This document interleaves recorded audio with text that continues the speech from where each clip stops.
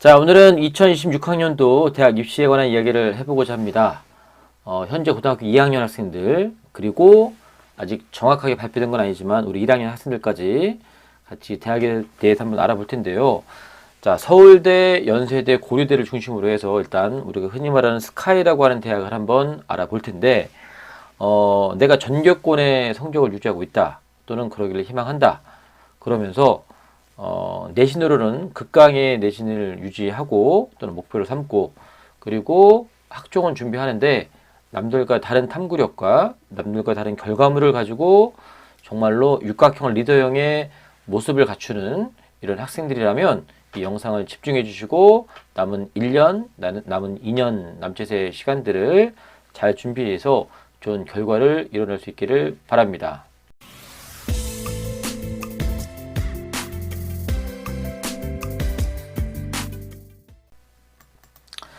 자, 일단 2026학년도에 서울대, 현재 고등학교 2학년 학생들이 입시를 치르게 되는 2026학년도 서울대는 큰 틀에 놓고 보면 변화가 없습니다. 2024학년도 올해 대학교 들어간 학생들이고, 2025학년도 현재 고3 학생들, 그리고 현재 고2 학생들에 해당하는 2026학년도의 서울대학교의 지역균형. 자, 학교마다 2명씩의 인원을 할당 받는데, 전교 1, 2등 학생들이 보통 쓰죠. 자, 2013학년도부터 단계형으로 바뀌었는데 여전히 2016학년도도 똑같습니다. 면접이 30%이고요. 그리고 모집 인원은 약간의 차이가 있지만 원래 2024학년도에 476명이었는데 갑자기 첨단 융합 학부가 30명 중간에 순증되면서 인원이 500여 명 늘었는데 이 흐름이 그대로 갑니다. 그래서 첨단 융합 학부가 30명씩 이렇게 들어와 있고요. 2025학년도 올해 고3 학생들은 이제 우리가 핵심 권장 과목, 또 권장 과목이라고 하는 이런 과목들, 서울대에 오려면 이 학과에 이 학부에 들어오려면 이런 과목들은 좀 듣고 왔으면 좋겠다라고 하는 그런 과목들이 핵심 권장 과목, 권장 과목인데 2025학년, 2024학년도부터 그게 시작이 되었는데 2025학년도에는 2024학년도에 알려줬던 그 내용과 약간 다른 학과들이 이렇게 있고 2026학년도에는 요 학과들이 전년도에 제시했던 거하고는 약간 내용이 다르니 확인해 봐라, 뭐 이런 내용이 있습니다. 수능 최저는 여전히 3합 7이고요. 각 그 유형마다 수능 선택 과목들이 약간 다릅니다. 뒤에서 확인해 보기로 하고요. 자, 아까 금방 말씀드렸지만 전공 연계 교과 이수 과목이라고 하는 이 항목들이 있습니다. 그래서 예를 들면 2024학년도에 지리교육학과는 권장 과목으로 자, 이런 과목 듣고 왔으면 좋겠다 했던 과목들이 한국지리, 세계지리, 여행지리였고 반드시 들었으면 좋겠다고 하는 과목은 없었습니다. 따로. 그런데 2025학년도에는 뭐 이런 거 없다 이렇게 말했던 거고요. 식품영양학과 같은 경우도 2024학년도에는 핵심 권장 과목 얘는 꼭 들어야 돼, 안 들으면 손해 볼 수도 있어 라고 했던 과목들이 화투와 생투였는데 2025학년도에는 아니야, 화원과 생원만 꼭 듣고 오고 그 다음에 화투와 또는 생원은 듣고 오면 좋고 뭐 못 들으면 어쩔 수 없고 이런 느낌이었습니다. 그런데 2026학년도 현재 고등학교 2학년 학생들은 화학생물공학과, 식품영양학과, 첨단융합부의 내용이 약간 바뀌었다.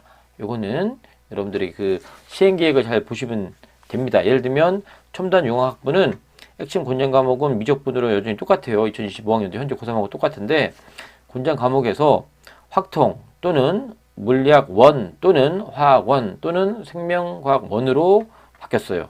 이전에는 물원, 화원까지만 있었는데 여기서 생명과학 원이 하나 더 추가됐다라는 거, 이런 차이가 있다라는 거 참고하시면 됩니다.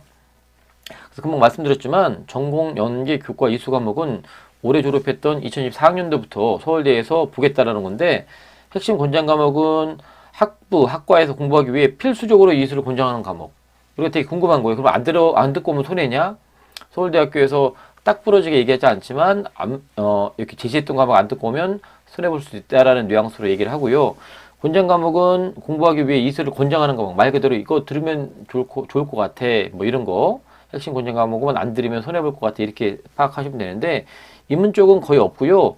요 상경계열에서 경제학부만 미적분과 확통 듣고 오면 좋겠다. 근데 특히나 우리 문과 계열 학생들이 미적분 듣기는 어렵잖아요. 그래서 뭐 경제수학이나 이런 것들로 대체를 합니다. 서울대 이걸 핵심 시작으로 해서 다른 대학들도 이렇게 안내를 많이 하고 있고요. 그래서 뭐 특히 자연과학, 공과대학 이런 대학에서 핵심 권장 과목 주로 수학, 과학 내용을 많이 하고 있고요. 권장 과목들도 같이 얘기하는데 요 핵심 권장 과목은 학교에서 개설이 되어 있다면 꼭 들어야지만 손해보지 않는다. 그래서 우리 2학년 학생들이 3학년 진급할 때, 또 1학년 학생들이 2학년 진급할 때 서울대를 염두에 두고 있다면 서울대에서 희망하는 학과에 맞춰서 이 과목들은 반드시 꼭 들으셔야 합니다. 자, 서울대 계속 말씀드리지만 큰 변화가 없는데 저희 학교 같은 경우도 서울대를 지역균형으로만 갔지 일반 전형으로 그렇게 쉽게 도전해서 붙은 경우가 그렇게 많지가 않습니다. 하지만 개인적인 욕심이지만 이제는 서울대마저도 일반 전형으로 한번 도전해 볼 때가 되지 않았나. 그래서 일반 전형을 한번 살펴보면 일단은 1단계에서 서류평가로 EBS를 뽑습니다. 이것도 별 변화가 없어요. 그리고 2단계에서 면접 50%가 들어가는데 이 면접이 재지문 면접입니다. 인원수가 왜 일반 전형에 관심을 가질 수밖에 없냐면 지역균형이 거의 3배입니다.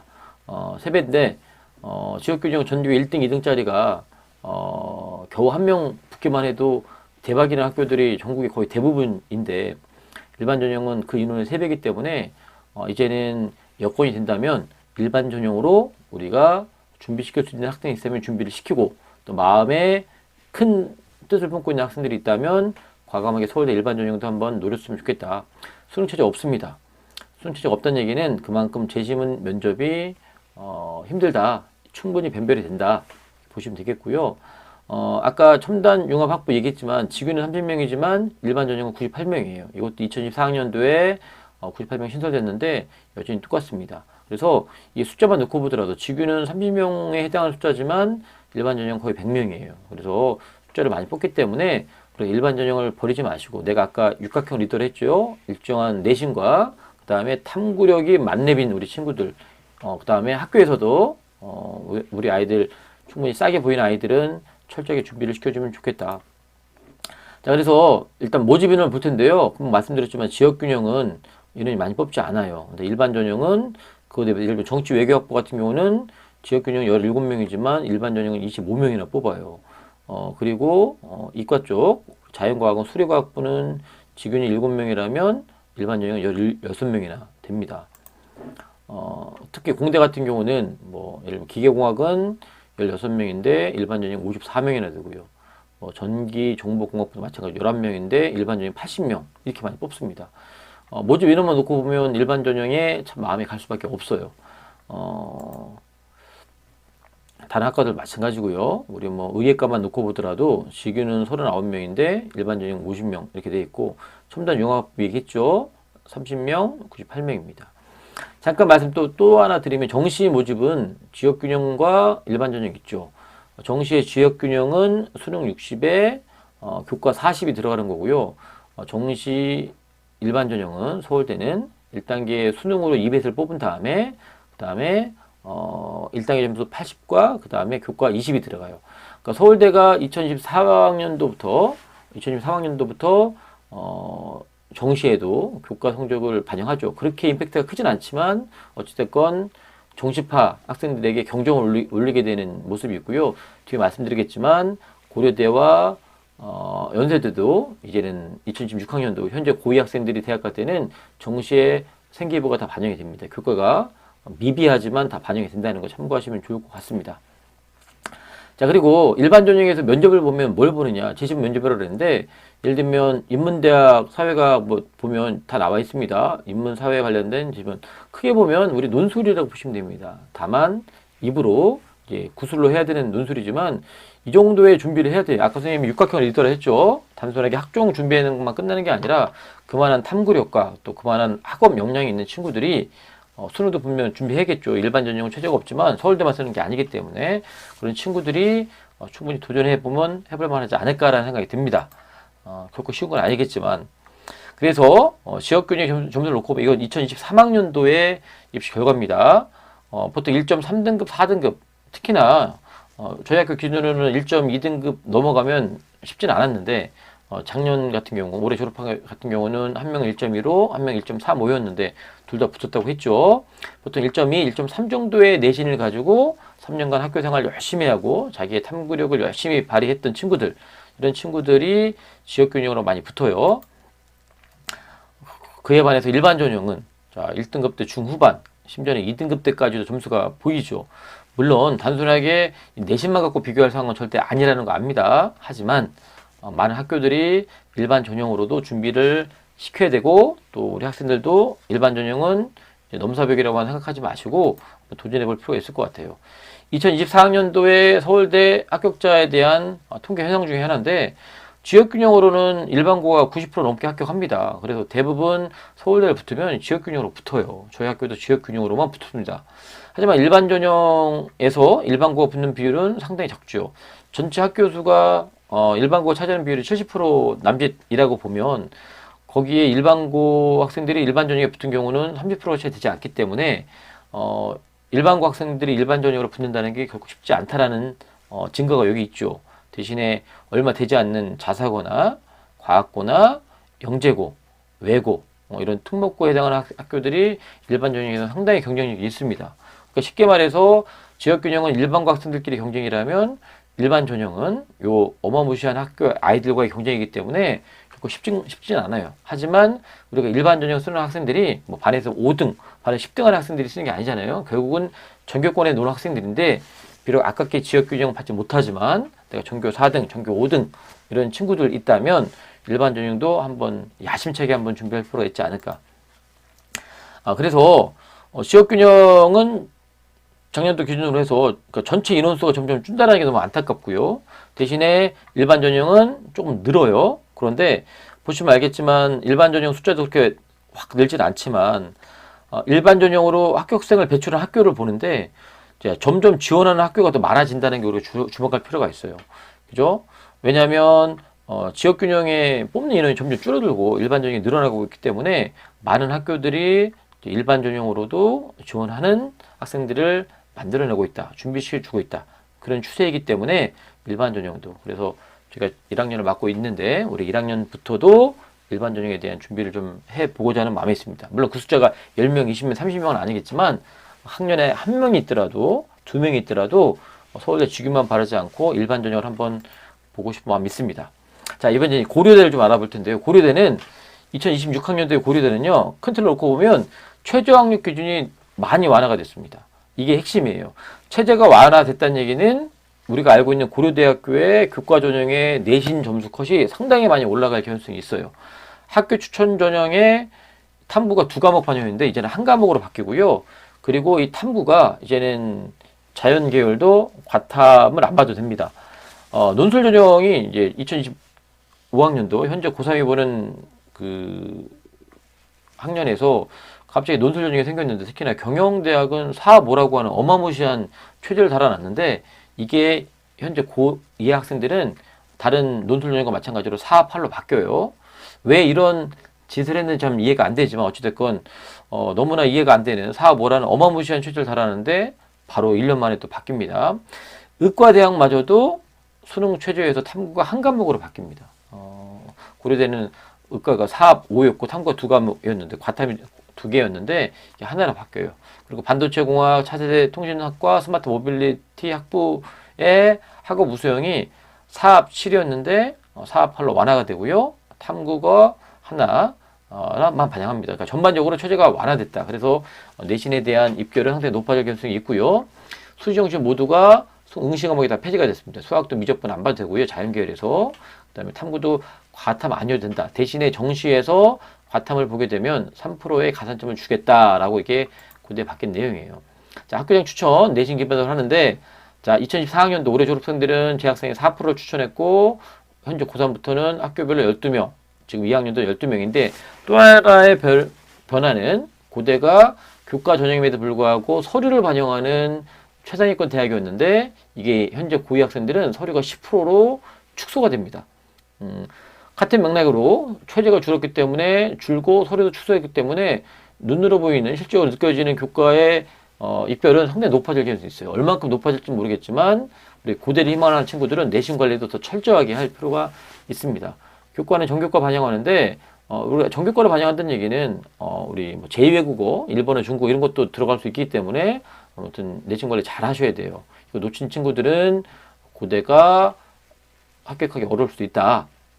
자, 모집 인원은 큰 틀의 변화가 없는데 가장 큰 변화가 최저가 3합 7이었는데 여전히 똑같아요. 현재 고상고 똑같은데 탐구가 두 과목이었는데 하나를 바뀌는 거예요.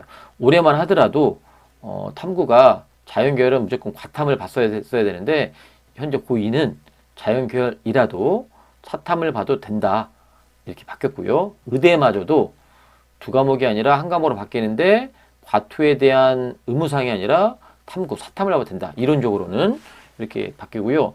또 하나 소소한 변화인데 등급별 부여하는 점수가 바뀌었습니다. 2025학년도까지는 1등급을 맞으면 100점을 주고 2등 맞으면 98점을 부여했는데 2026학년도 현재 고2부터는 1등급은 똑같이 100점이지만 2등급은 96으로 1, 2등급의 차이가 좀 커져요. 그죠? 이게 소소한 변화가 있다라는 거 참고하시면 되겠습니다.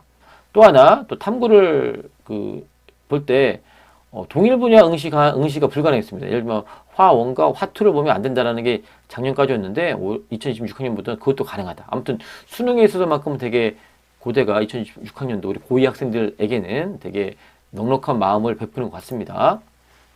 고대 종합전형은 학업 우수 전형이 있는데 이 두 개는 같이 못 씁니다. 학추를 쓰든 학우를 쓰든 두 개 중 하나만 써야 되는데요.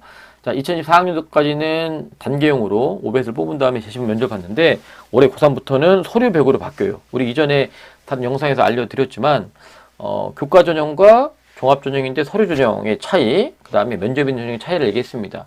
바로 뒤에 나오겠지만 계열 우리 고대 이 계열 적합형 전형은 또 면접이 있는 그러한 또 학종입니다. 그래서 이 세 개 점수가 어떻게 유기적인 관계를 가질지도 한번 봐야 되는데 중요한 건 종합 전형인데 또 최저가 있어요. 고대는 있어 왔습니다. 어찌됐건 현재 고3은 서류 100을 바뀌는데 이 분위기가 고대로 고2한테도 옵니다. 인원수에 약간의 변화가 있고요. 그 다음에 최저가 4, 8인데 아까도 말했지만 과탐에 대한 그 고정이 사라지고요. 탐구 뭘 봐도 상관없고 심지어는 의대마저도 탐구는 그냥 사탐이든 과탐이든 봐도 상관없다. 수능 최저가 완화됐다라는 게 가장 큰 핵심입니다. 어차피 올해 고3부터 서류 100으로 바뀌기 때문에 올해 입시를 잘 보시고 어떤 결과가 나오는지를 보시되 다만 탐구에 대한 제약이 사라졌기 때문에 올해 고3이 치르는 이 입결을 탐구해서 고2는 준비하면 되겠습니다. 핵심은 이 전형은 종합전형이기 때문에 그냥 내신, 숫자에만 우리가 매몰될 게 아니라 서류 준비가 일단 기본이 돼야 됩니다. 앞에 말했던 서울대 일반 전형도 면접 잘 보는 것도 중요하지만 일단은 서류로 2배선에 뽑히는 게 핵심이에요. 그래서 아까 제가 소재 말씀드렸지만 탐구력 만렙의 학생들이 있어야 됩니다. 정말로 학교생활 하면서 본인이 수업 시간에 배웠던 그 궁금증들을 품고 그 다음에 또 주변에 일어나는 현상들에 대한 문제의식을 가지고 한번 탐구해 볼까 이렇게 정말 순수한 마음으로 접근하는 그런 시도가 정말 필요하고요.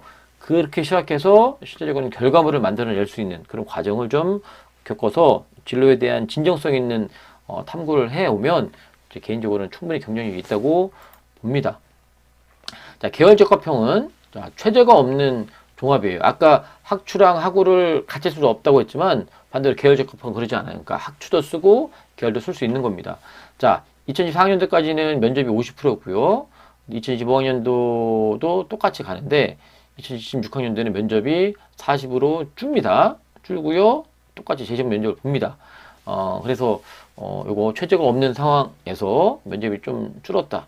뭐 이것도 뭐 큰 변화일 것 같지는 않은데 어찌됐건 이것도 전년도 결과 보고 수준이 될 것 같아요. 현재 고3 학생들 결과를 보시면 될 것 같습니다. 자, 이제 연세대를 알아보도록 하겠습니다. 자, 연세대는요, 교과 전형으로 추천형이 있는데, 자, 2024학년도 우리 고3 학생들, 아니, 올해 졸업했던 우리 대학생들은 1단계 5배수로 성적으로 먼저 뽑은 다음에, 그 다음에 면접을 봤죠. 근데 이 면접이 재시험 면접이었고요. 면접이 상당히 어려웠습니다. 대신에 수능 최저가 없는 전형이었는데, 이게 올해 고3 학생들부터 연세대학교가 엄청난 변화를 했죠. 내신으로만 뽑는데, 수능 최저가 도입이 됐습니다. 그래서, 서울에 있는 상위권 대학 중에서 최저 없는 대학 중에 첫 번째가 연세대였는데 교과형으로 이제 이게 올해부터 그 지형이 바뀌죠. 또 한양대도 2025학년도에 최저가 생기는 바람에 어찌됐건 수능이 그만큼 중요해질 수밖에 없는 상황이어서 올해 고2 또는 고1 학생들은 2025학년도 현재 고3 학생들이 치르는 입시에 대한 결과를 예의주시하시고 그리고 연세대를 준비하시면 될 것 같은데 확실한 건 뭐냐면 분명히 내신은 2024학년도 입시 결과보다는 올라갑니다. 얼마큼 올라갈 건지를 지켜보는 게 관건이고요. 아무튼 학교에서 10명의 추천을 받아서 쓰면 되는데 인문은 자 국어, 수학, 탐구 중에서 2개가 이합 4고요. 영어 3등급 픽스, 한국사 4등급 픽스입니다. 그러니까 결국은 3합 7이라는 얘기고요. 같은 논리로 자연은 3합 8이라는 얘기입니다. 그런데 이게 고대와 다른 건 뭐냐면 고대는 2026학년도에 수학이든 과학이든 지정을 다 해제했는데 연대는 여전히 살아 있습니다. 인문은 문제가 안 되는데 자연은 수학은 미적 기하 중에 선택을 해야 되고요. 확통 보면 안 된다는 거예요. 그리고 탐구는 반드시 과탐이어야 됩니다. 이게 2025학년도의 수능 최저의 조건인데 2026학년도 고대로 옵니다. 그래서 연대와 고대의 차이는 고대는 수능 응시에 있어서 자유로움을 다 허용했다면 연대는 여전히 수학과 과학, 자연계열에서 수학과 과학에 조건이 달려있다. 이게 하나의 변수가 될 수 있을 것 같습니다. 아무튼 2025학년도가 큰 틀에서는 같다.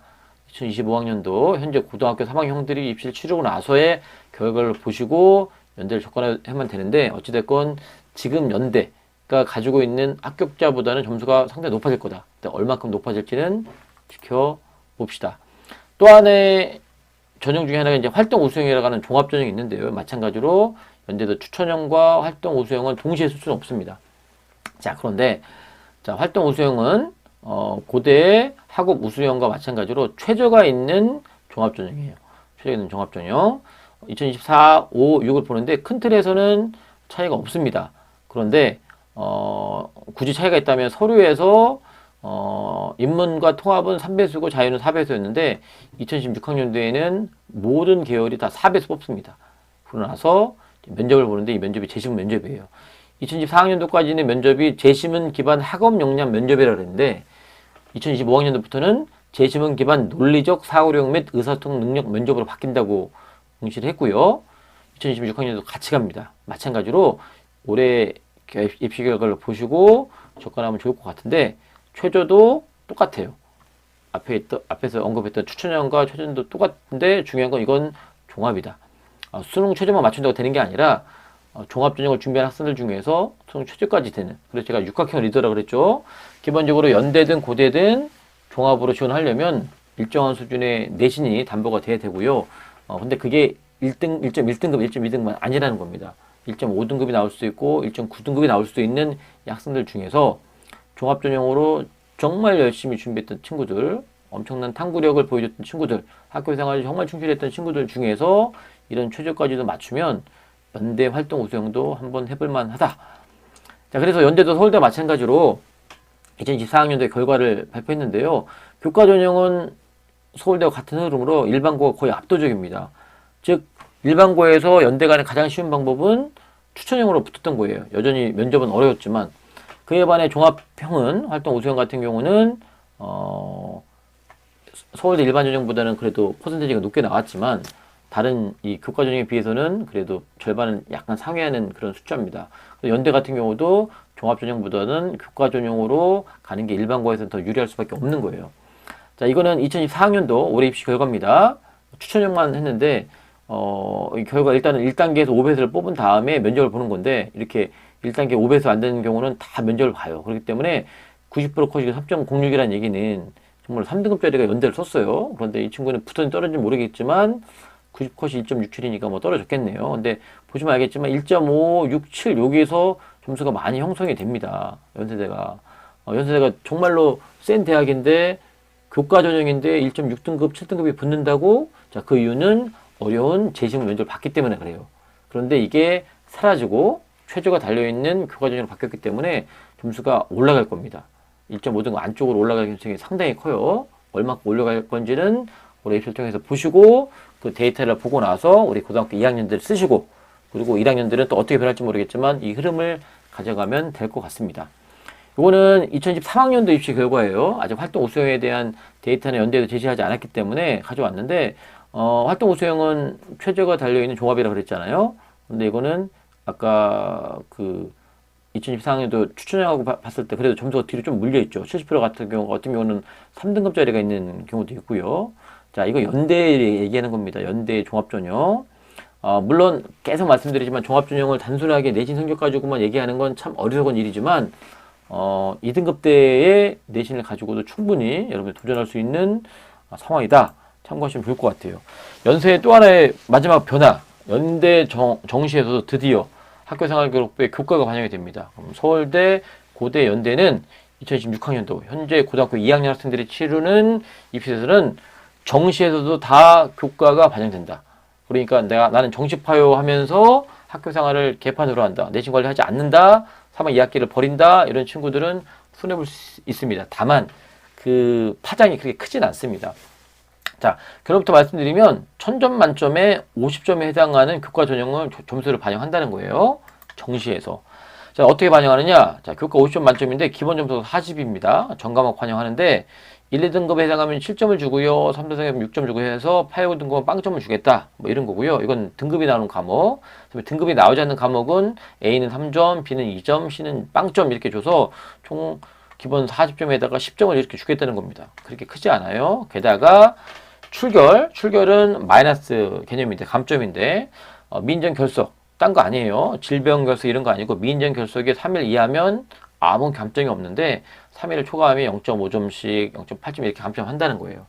자, 이 자체가 엄청난 임팩트 있다고 보진 않지만 자, 이런 흐름으로 간다는 얘기는 서울대, 고대, 연대가 정시에서도 어찌됐건 생기부, 학생부의 교과 성적을 반영한다는 얘기는 정시마저도 수능으로만 끝내려고 하지 말고요. 학교생활 열심히 충실히 하셔라. 그거에 대한 일종의 시그널이라고 봅니다. 자, 이렇게 해서 일단은 서울대, 연세대, 고려대 세 개 대학을 알아봤는데요. 제가 이 영상에서 드리고 싶은 얘기는 내신이 극상입니다. 전교권에 전교 1등, 2등, 3등, 4등, 5등 정도 해당하는 아이들이 보통 서울대 연고대를 쓰는데 이게 기본적으로 서울대 직위는 교과는 아니지만 서울대 어차피 전교 1, 2등 쓰기 때문에 거의 교과처럼 느낄 수밖에 없는 거고 연대 추천형이나 고려대학교 학교 추천 같은 경우도 결국 서울대 쓰는 아이들이 쓰기 때문에 내신이 상당히 높을 가능성이 있습니다. 하지만 우리가 조금만 생각을 바꿔서 내신이 1.1, 1.1, 1.3은 안 되더라도 내가 상당히 탐구에 대해 진지하고요. 또 주제 탐구를 하든 심화 연구를 하든 어떤 뭐 아이들께 공동 연구를 하든 주제 발표를 하든 이런 것들에 대해서 상당히 심도 있게 학교 생활을 하면서 진행해 오고 또 이런 것들을 통해서 자신의 진로의 역량을 개발하고 또 학업 역량을 이렇게 키워나가는 친구들 중에서 수능까지도 커버가 되는 학생들이 있다면 서울대학교 일반 전형 물론 최저는 없지만 그 다음에 고려대학교의 학업 우수형 그 다음에 연세대학교 활동 우수형 이런 것도 한번 도전해 볼 필요가 있겠다. 물론 교과형과 같이 동시에 쓸 수는 없는 거기 때문에 여러분들 상황에 맞춰서 잘 준비를 해보시면 좋을 것 같습니다. 우리 2학년들과 1학년들에게 희망이 되는 그런 영상이었기를 바라고요. 열심히 준비하시고 열심히 노력하시길 바랍니다. 물론 이 이후의 대학들을 계속 순차적으로 제가 시행계획 분석해서 올리도록 하겠습니다.